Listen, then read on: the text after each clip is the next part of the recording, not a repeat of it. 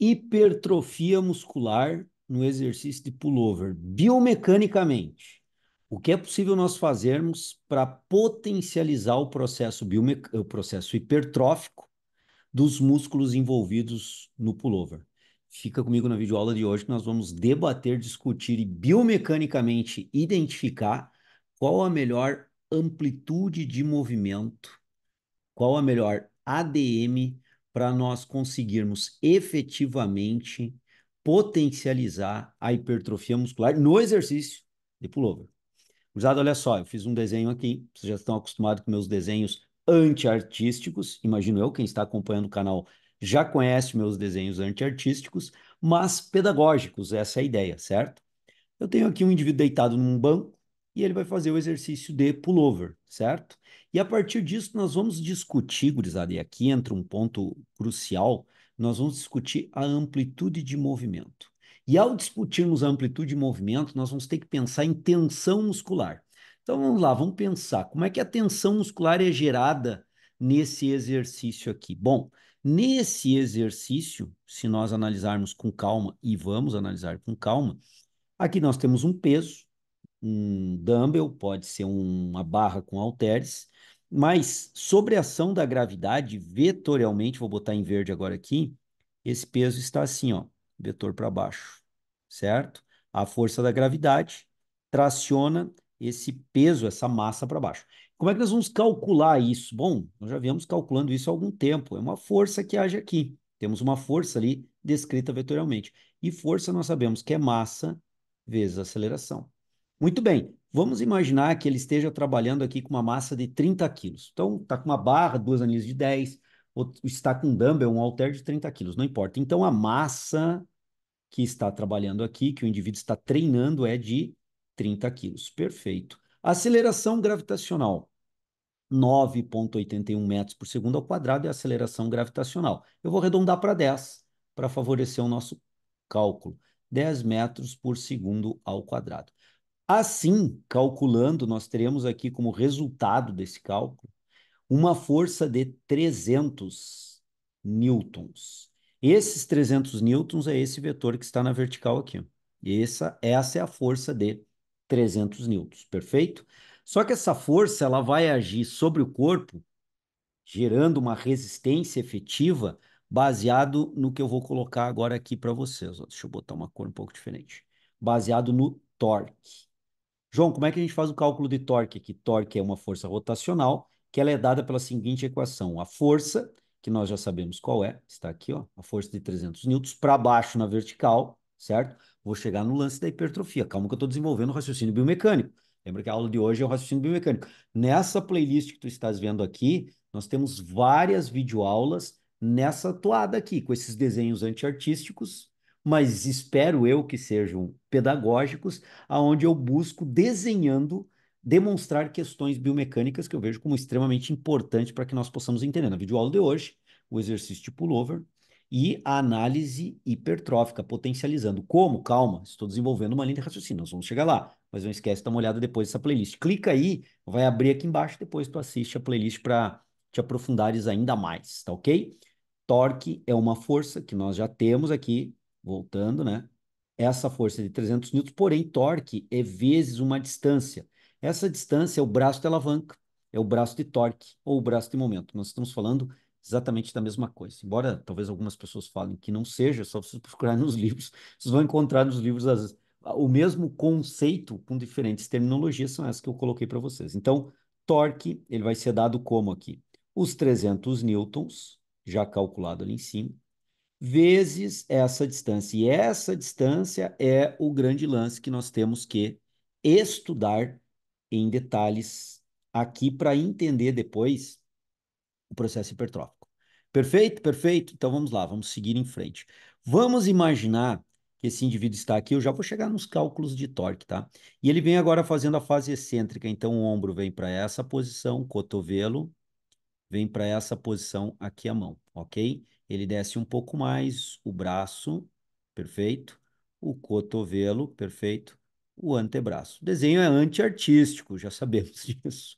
E ele desce ainda mais, tem uma boa ADM, uma boa amplitude, uma boa mobilidade de ombro. ele desce até aqui, ó, praticamente na horizontal. Cotovelo, continuando o antebraço e agora aqui a mão, ok? Como ele está lá com peso de 300 newtons, né, de carga, então eu vou representar mais uma vez aqui, ó. Aqui está o dumbbell, certo? Aqui está o dumbbell, mais uma vez, e aqui está o dumbbell. Perfeito? Estou colocando o dumbbell. Dentro dessa condição, a força nós já sabemos que ela é de 300 newtons, perfeito? E ela é vetorialmente descrita aqui em verde. Mais uma vez vou colocar em verde e mais uma vez vamos descrever essa força. Agora pegando bem do centro aqui fazendo aqui a projeção, ok. Aqui está a projeção vetorial, ou seja, a vetorização da força 300 newtons, que é uma grandeza vetorial. Força é uma grandeza vetorial, eu estou descrevendo com vetor. O que esse vetor aqui está nos dizendo? Está dizendo que essa força 300 newtons ela é vertical, tem direção vertical, e o sentido é de cima para baixo. Numa fase excêntrica mais avançada, aqui está a ação vetorial dos 300 newtons, já calculado lá, massa de 30 quilos, vezes a ação da gravidade arredondada para favorecer o cálculo, né? E aqui no final da fase excêntrica que eu coloquei, aqui mais uma vez projetado. Perfeito? Então eu projetei os vetores aqui em 3 momentos. Agora nós temos que entender o torque para chegarmos na análise de tensão muscular e aí cruzarmos com a hipertrofia muscular. Então vejo que é uma linha de raciocínio que nós temos que desenvolver aqui. Aí a galera pode estar perguntando, tá, João, mas qual o músculo que está atuando aí? São músculos extensores do ombro. E tem um estudo bem interessante do Paulo Marchetti que mostrou que a atuação maior aqui nesse exercício não é do latíssimo do dorso. Na verdade, a atuação maior aqui é do peitoral maior nesse exercício, embora o latíssimo do dorso também atua numa intensidade menor. Dá uma olhadinha nessa playlist aqui que eu discuti também a biomecânica, nessa playlist não, nessa videoaula, uma videoaula aqui, e eu discuti exatamente a minha tese do porquê que, embora o latíssimo dorso seja extensor do ombro, e ele vai ser solicitado aqui, o peitoral maior foi mais solicitado. Então, se tu vais colocar esse exercício, tens que colocar no dia de treino de peito e não de costas. Esse estudo do Paulo Marchetti, se tu quiseres que eu analise ele, traga para a pauta de discussão científica aqui no canal, é só comentar aqui embaixo.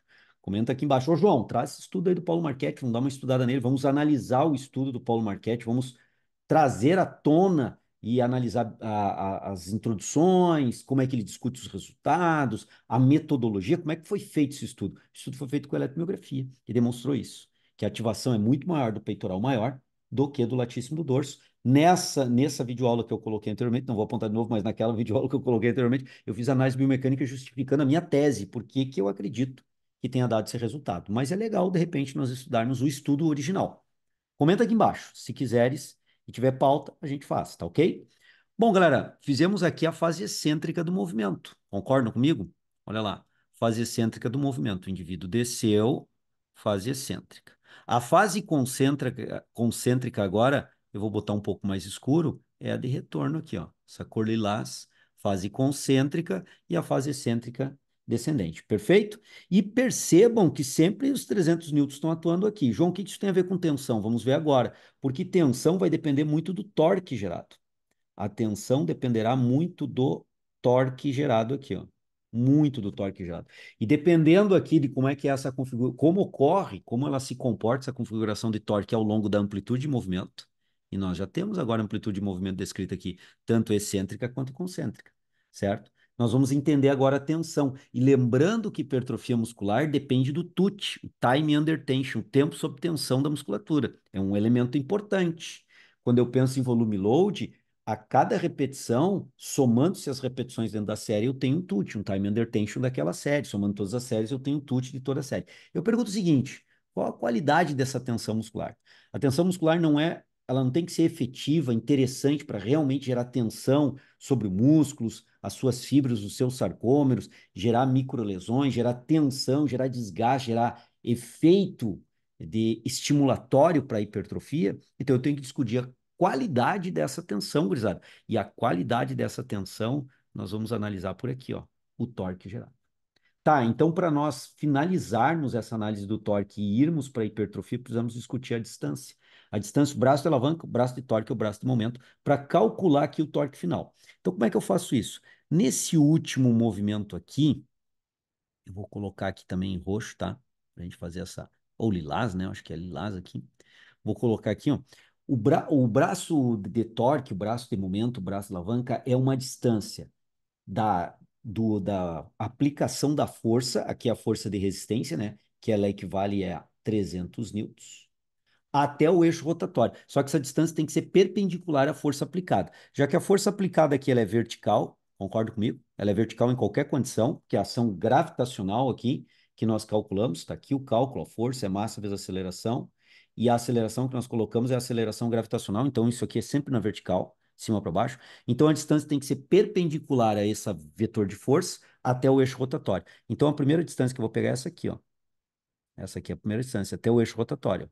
Essa é a distância. Esse é o braço de alavanca para calcular um primeiro torque no final da fase excêntrica ou começo da fase concêntrica. No segundo momento que nós temos aqui, vejam bem, nesse outro segundo momento aqui, deixa eu colocar agora mais claro para nós pegarmos aqui. Nesse segundo momento, o vetor é esse aqui, pessoal. Tranquilo, gurizada? Esse é o vetor agora. É o vetor que representa essa força de 300 newtons. Então, a distância, o braço de torque, o braço de momento, ele tem que ser uma distância do eixo rotatório até a aplicação da força, porém tem que ser perpendicular ao vetor da aplicação da força. Então, se eu pegar aqui o vetor, a distância é essa aqui, ó, até o eixo rotatório. Até o eixo rotatório. Essa é a distância. Percebam que a primeira distância, vou colocar aqui de novo, ó, ela era maior. Então, se eu tenho uma distância maior no final da fase excêntrica, começo da concêntrica, eu vou ter uma distância maior aqui, vou ter um torque maior no final do movimento. Quando eu subir aqui, eu já vou ter um torque menor, porque o meu braço de alavanca, o meu braço de momento, ele já diminuiu meu braço de torque. E quando eu pego essa outra condição, já quase finalizando a fase concêntrica, onde o vetor se encontra nessa posição, vejo que é uma outra posição da DM, eu pego a distância perpendicular, essa aqui, gurizada. Deixa eu mudar um pouquinho a cor aqui, para a gente poder, deixa eu vir para cá. Aí, garoto. Olha só, vamos pegar essa condição agora aqui, ó. Então eu pego agora aqui uma distância perpendicular até o eixo rotatório, essa aqui, ó. É essa distância aqui, ó, mais vermelha que eu estou colocando. Percebam que essa distância, o braço de torque, o braço de alavanca, o braço de momento, diminuiu. Perfeito? Nessa condicionante agora aqui, ó. Deixa eu colocar agora aqui uma outra cor, ó. Nessa condicionante do dumbbell, nessa condicionante aqui, ó, nesse momento. E quando finaliza a fase concêntrica aqui em cima, a distância, tem um detalhe importante aqui, ó. Eu vou projetar o vetor da resistência dos 300 newtons, ó, vou projetar lá para baixo, tá? Tudo bem, pode, João? Pode, por que não? Tu estás projetando, ó. Projetei, projetei, projetei. E agora eu vou identificar o braço, de momento, o braço da alavanca. É a distância perpendicular da força de resistência dos 300 newtons até o eixo rotatório, que é glenumeral, é o ombro, porém a distância tem que ser perpendicular ao vetor da resistência. Portanto, é essa distância pequenininha aqui, ó. Somente essa distância. Deixa eu botar uma outra cor agora aqui. Acho que aqui agora cabe um azul para nós. Ó, é essa pequena distância aqui, ó. Então, se eu pegar essa distância, esse braço de torque, esse braço de momento, e colocar aqui, nós não precisamos nem calcular. E a ideia, vocês vão ver, eu nem vou calcular, mas vou pegar o conceito. Como nós temos agora uma distância muito pequena, vai dar um torque muito pequeno. Então, o que que nós vemos aqui? Nós vemos que, por exemplo, no final, no começo da fase concêntrica, final decêntrica, nós temos um torque muito grande. Então, eu vou botar um maisinho aqui, ó, identificando que nós temos um torque bastante elevado aqui. Conforme ele sobe, esse torque de 5 sinais de mais para representar, ele cai para 4 aqui, ó. Já diminuiu o torque. Aqui ele cai para 2, por exemplo, e aqui ele cai para 1. O torque é muito baixo, porque a distância é essa pequena aqui. Então percebo que ao longo da ADM, olha lá, agora nós vamos chegando num ponto crucial. O torque vai diminuindo do começo da concêntrica ao final do movimento concêntrico. Do começo da concêntrica ao final do movimento concêntrico, o torque vai caindo. Se cai o torque, é o torque da resistência, que é jogado em flexão do ombro, e a musculatura atuante peitoral maior, latíssimo do dorso, deltoide posterior, cabeça longa do tríceps braquial, são extensores do ombro. Então, quanto maior o meu torque da resistência em flexionar, porque essas quilagens, esses 300 newtons e esse torque, ele gera uma força, na verdade, aqui, né, gurizada? Para flexionar. É a resistência que flexiona o ombro, flexiona o ombro. E a extensão é muscular. Agora, percebam que quanto mais flexionado o ombro, maior o torque. Quanto menos flexionado o ombro, menor o torque. Então, o que que nós temos aqui quando nós começamos a pensar em tensão muscular e agora raciocinando com o TUT, e agora sim raciocinando com hipertrofia muscular. Começou a pensar agora? Tensão muscular, o time under tension, o TUT, que é tão importante para a hipertrofia muscular. Ele depende do que? Da resistência. Quanto menor a resistência, menor a tensão gerada sobre a musculatura. Quanto maior a resistência, maior a tensão. E a resistência é dada pelo quê? Pelo torque. Quanto maior o torque, maior a tensão da resistência. Quanto menor o torque, menor a tensão da resistência. Claro que existem outros fatores aqui, inclusive até biomecânicos, que vão interferir, mas o fator preponderante, mais importante, é esse do ponto de vista biomecânico. Existe aí ângulo de penação, que a gente pode considerar, outros componentes aqui que nós podemos analisar, mas esse é o principal que eu estou debatendo aqui. Então, quanto menor a tensão gerada pelo torque, quanto menor o torque, menor a tensão. Quanto maior o torque, maior a tensão. Então, aqui nós temos uma tensão muito pequena, aqui uma tensão um pouco maior, mas ainda pequena, aqui uma tensão já razoável, a interessante, e aqui a tensão máxima, vamos colocar assim nesse ponto da ADM. Então, pensando em tensão como um elemento importante para a hipertrofia, olha só o raciocínio. Fiz toda uma lógica aqui para chegar nesse ponto para poder analisar. Muita gente já vazou do vídeo e nem analisou a lógica. Ah, porque o vídeo é muito longo, tal. Galera, precisa-se para raciocinar, desenvolver uma linha de raciocínio, e é o que eu estou fazendo com vocês. E quem ficou até agora no vídeo, muito obrigado pela presença. Coloca aqui embaixo. Fiquei até esse momento do vídeo. E se ficar até o final, coloca lá depois. Fiquei até o final. E se esse vídeo está te agregando, muito obrigado. Estou aqui para ajudar e contribui comigo. De que forma? Te inscrevendo aqui no canal, divulgando o canal, vai me ajudar demais. E metralhando um like, se até agora esse vídeo está contribuindo, eu conto com o teu like. Conto com o teu like porque vai mostrar para o algoritmo do YouTube que essa videoaula ela tem uma relevância e ela vai ser mais distribuída para outros colegas aqui dentro do YouTube. Então, te agradeço pelo teu like, te agradeço pela tua inscrição, pela tua divulgação. E um detalhe, não esquece de acionar aí o sininho para receber as notificações toda vez que eu lanço videoaulas novas. Todos os dias estou lançando videoaula nova. Então, gurizada, percebem que a atenção tem total relação, não só, mas muita relação com o elemento torque. Olha lá, ó. Agora eu relacionei. A galera que já vazou do vídeo já perdeu essa lógica. E agora nós vamos para o processo. Bom, se eu estou pensando em hipertrofia muscular, o que que seria mais interessante nessa lógica aqui? Se eu penso em hipertrofia muscular, o mais interessante seria eu trabalhar, por exemplo, amplitude de movimento aqui, no final da excêntrica, mas não finalizando a concêntrica, até esse ponto aqui em vermelho. Essa aqui seria a amplitude de movimento onde eu teria maior tensão muscular. Logo, eu estou trabalhando fortemente na questão do TUT. Claro que eu tenho que gerar um volume load, eu tenho que organizar as variáveis de carga, a ordem, a sessão de treino, a periodização, vários elementos. Mas pensando em biomecânica e pensando em torque, força, amplitude de movimento, é isso. Essa amplitude passa a ser a amplitude mais interessante para nós treinarmos a hipertrofia muscular, porque não tem alívio de tensão. Olha bem o que eu estou dizendo agora, gurizada. Não ocorre nesse momento ou nessa amplitude nenhum alívio de tensão. O alívio da tensão, ela vai ocorrer aonde? Aqui, ó. Aqui, devido ao torque gerado, nesse ponto da DM em amarelo, nós temos um alívio da tensão, uma diminuição da tensão muscular. Inclusive, nesse ponto aqui, quando nós verticalizamos o antebraço, nesse ponto aqui, ó, nós temos o ponto de descanso.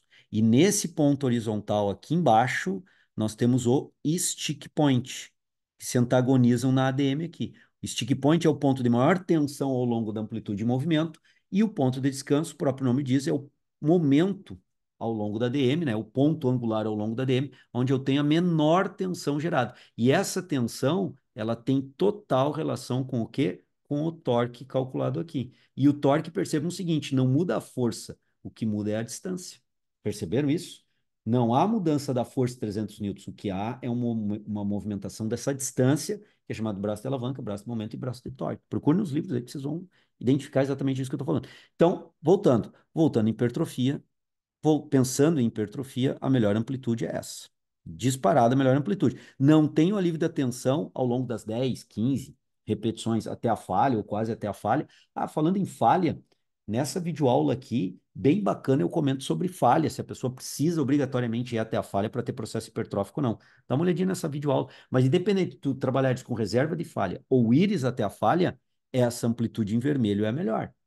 A amplitude em amarelo, o que acontece aqui é um alívio da tensão. Agora, posso pensar o seguinte também. Eu estou começando um trabalho hipertrófico com uma determinada pessoa, não estava habituada a treinar hipertrofia, e ao longo da amplitude de movimento eu vou trabalhar da seguinte forma a amplitude de movimento, então. Vou trabalhar total, ampla, tranquilo. Dentro dessa ideia de trabalhar uma amplitude total, ampla, que nem o verde que eu estou descrevendo aqui, nós temos que ter ciência que eu vou do ponto de descanso até o stick point desse indivíduo.